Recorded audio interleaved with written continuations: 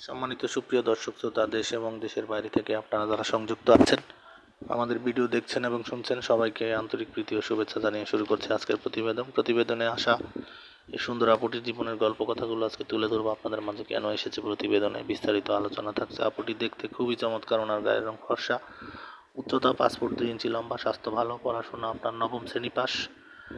আর উনি ওনার পরিবারের বড় মেয়ে। উনি বর্তমানে একটি মার্কেটে সুপার শপে কাজ করতেছে। তো ওনার বিয়ে শাদী হয়নি, বর্তমান বয়স 21। ওনার পরিবারে ওনার বাবা নেই, মা অসুস্থ।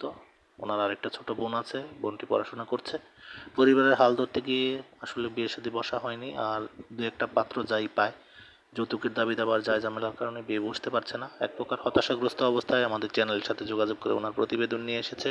উনি নামাজ কালাম পড়তে পারে, কোরআন পড়তে পারে। উনি কোনো সহযোগিতা চায় না, একজন ভালো মানুষের জন্য, জীবন কাটানোর জন্য, একটা ভালো মনের মানুষের জন্য প্রতিবেদনে এসেছে। আপনারা যারা এই ধরনের পাত্রীর খোঁজে আছেন, যে অসহায় কোনো পাত্রীকে জীবনসঙ্গী করবেন, স্ক্রিনে দেওয়া নাম্বারে ওনার সাথে কথা বলে নাম, ঠিকানা, ডিটেলস সব কিছু ওনার কাছ থেকে জেনে নেবেন।